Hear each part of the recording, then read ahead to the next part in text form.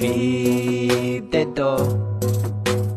Hay nako, di mo kaya gawin totoo yung mga vlog nyo. Tapos kung maka-display ka pa sa jowa mo, nasaan ang utak mo?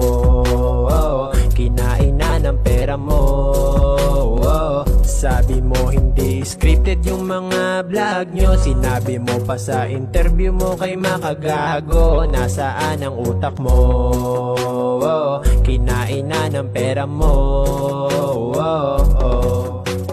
Nilaglag ka na bro, na sariling jowa mo. Napalive dahil sa'yo, tanggapin mo na to. Napatulpo na, teka okay ka pa ba? Mabait daw pero masama pala sa likod ng kamera. Talagang nakakainis no, pagkasinungaling mismo. Sariling jowa minumura pag nagkakamali ito. Tapos di mabigyan kahit piso, napaka